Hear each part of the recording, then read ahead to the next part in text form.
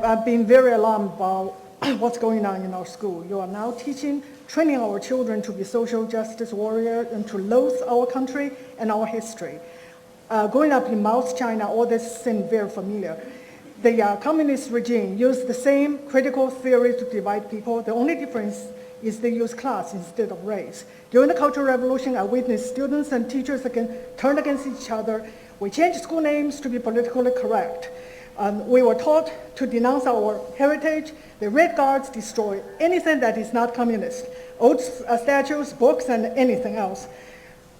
We are also encouraged to report on each other, just like the Student Equity Ambassador Program and the bias reporting system. This is indeed the American version of the Chinese Cultural Revolution. The critical race theory has its roots in cultural Marxism. It should have no place in our schools. Ooh, amen. That's powerful. You get goosebumps from that. That's a very powerful speech from a mother in Virginia, and she survived Mao's communist regime. She's 100% right. Critical race theory is the American version of Mao's Chinese Cultural Revolution. And of course, they imported that from where? Karl Marx, Frankfurt School, all of that. So there's a new book out. You guys, if you follow me on social media, I've told you need to get this book. You need to read it. I think it's one of the most powerful books that's been written. I think it's the most powerful book that's been written on this. The book is Fault Lines. It is the book about critical race theory and the effect that it is having, not just on the church in America, but on congregations, pastors, so many. Dr. Voddie Baucham is the author. He is a pastor, he's a church planter, and we are so happy to have you with us today. And thank you so much for joining us. I've made a lot of notes in it because I've already actually read it 1.5 times already.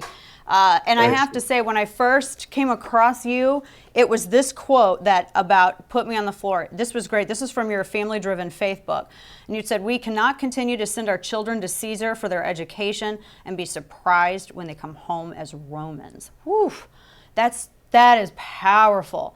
And that's what, I mean, you write all about this, the social justice movement and and really the churches, this looming catastrophe that you write about. So first off, welcome to the show. It's a pleasure to have you. I've looked forward to this. Thank you very much, as have I. I'm really excited to be on with you. And I've seen some of those statements and have been flattered by those.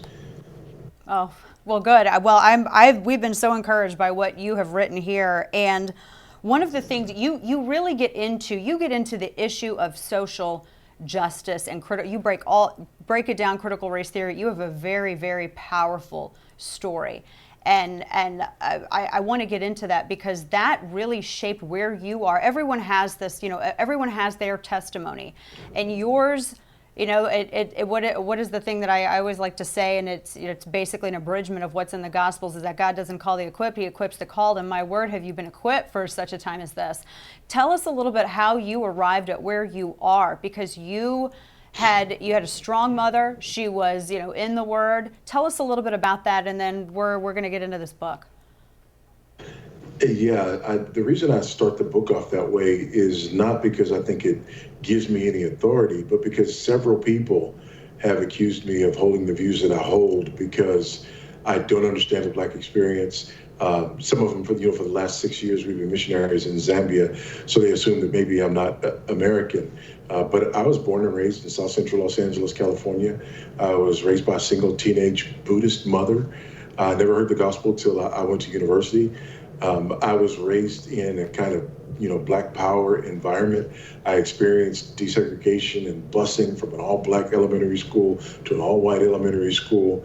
I was sort of a Malcolm X devotee and, wore T-shirts with Malcolm X on it and would have very much fallen in that sort of Black power kind of mindset before and even shortly after I became a Christian. So that's my background and where I come from. And I just thought it was important for people to know that I'm not, unaware of these things, but have actually walked in them. Right. I love the way that you transition. You're talking about all of the different factions in the country, people, like tectonic plates pushing against each other. Then the next chapter, I was born on the fault lines in California, which was, it's amazing. But I find it fascinating because everyone, it seems like the encouragement in society is for everyone to cultivate an identity that is apart from Christ, that their own identity, whether it's their identity in gender, ethnicity, etc., and it's very much encouraged. And you're very honest with yourself as well, and it compels other people to kind of, I think, check where they are in their spaces, because you say, you were called to account by elders within your congregation who were saying, well, you mentioned black nationalism, and you were kind of identifying with that more than as a Christian. And that really ultimately, do you think that that's what it falls down to today with all of this, this mispriority with identities? Yeah, I do. I think in the church we see that with people identifying more with their identity than they do with Christianity, right? I'm a black person first, and then I'm a Christian. And from a Christian perspective, of course, that's absolutely wrong.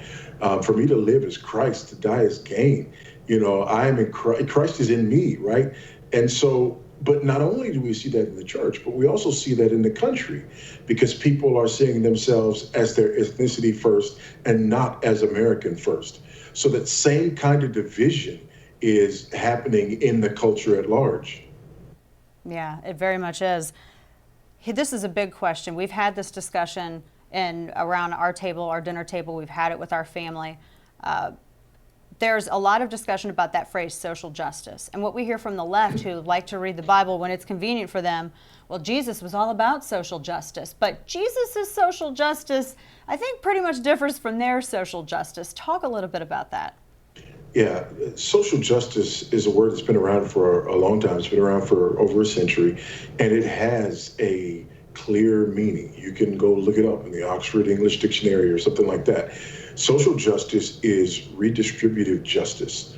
Social justice is based on the idea that inequity equals injustice.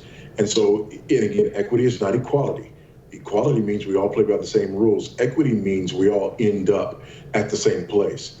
And so social justice is about redistributing wealth, redistributing resources, and redistributing opportunities so that groups of people will have equitable outcomes. That is not what you find in the Bible. I mean, the parable of the talents, right? One's given 10 talents, one's given 5, another one's given 1. The person with the 1 talent buries it in the ground, and the master doesn't come back and say, oh, you poor thing, the one who has the 10 who no. He says, you wicked servant. And he takes away that talent and gives it to the 10 talent person. So this idea of, equitable redistribution is absolutely contrary to what we find in the scriptures. Yes, and every one of the things that you do, where it should always go is everything needs to be brought back to this, because I honestly, without why people are seeking reconciliation apart from the cross, that's just the wrong place to be looking. And you get into all of these issues. I love. Well, let me start with this. You say this through the book, you mentioned it a couple of times, that there is an impending catastrophe that's coming. And you talk about it not just with society, but really ultimately within the church, within evangelicals. Talk about what you see on the horizon, because you say you're not offering a solution out of it because it's coming regardless, but this is just how to kind of deal with the after. Yeah, critical race theory, critical social justice, these ideologies are antithetical to biblical truth. And people who are following them are going to find themselves shipwrecked. They're going to find their faith shipwrecked. So that's the catastrophe that's coming. And also this division of families, division of churches, division of universities and different institutions. We're seeing this happen all over the place. But the good news is, just like that woman, what a powerful segment, you played right before I came on. But just like this woman who's speaking out against it in the school board, there are people speaking out against it in churches. There are pastors beginning to stand up and speak out about this. And that was kind of my hope, is that, in writing this book, I would help people to understand this sinister worldview behind these wonderful sounding terms, so that we could begin to confront it.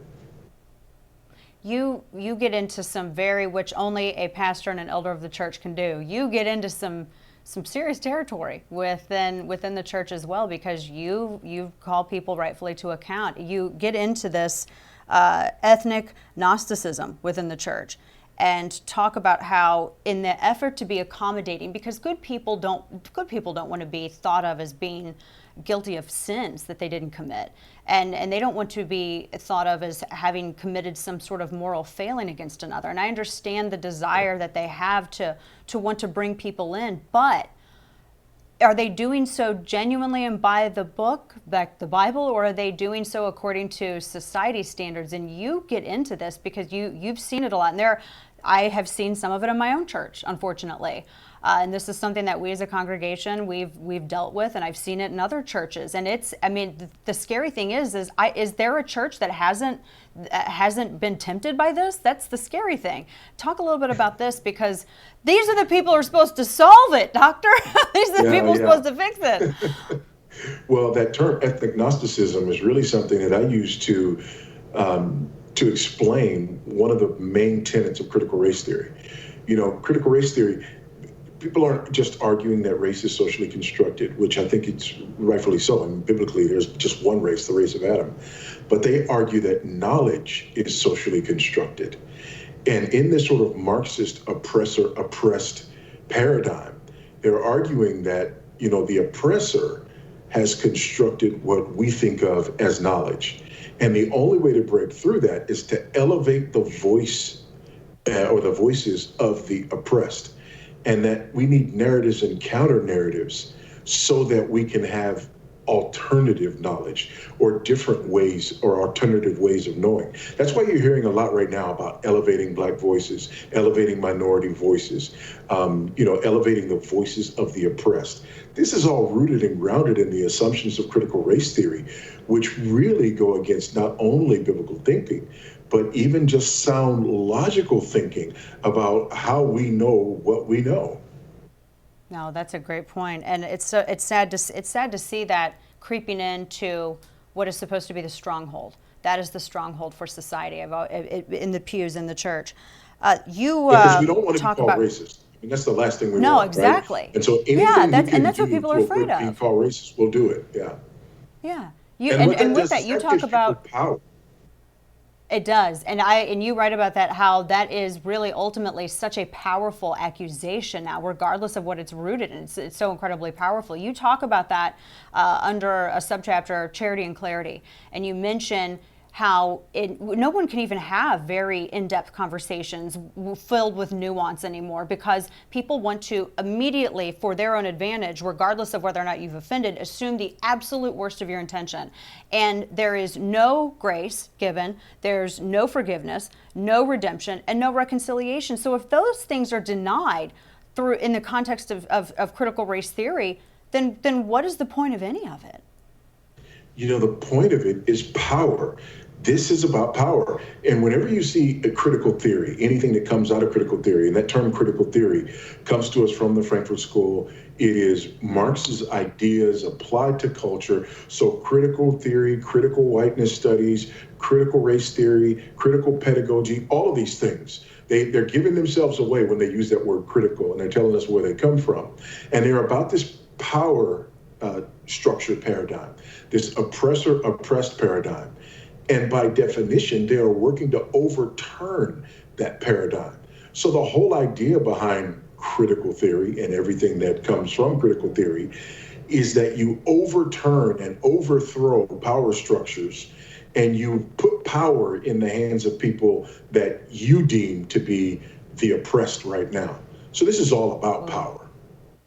Very much so. We're talking with Dr. Voddie Baucham, whose book, Fault Lines, amazing. I could talk with you about this for so long, because this is just such a great book. And all of your books are good, but this one, boy, what a time is this.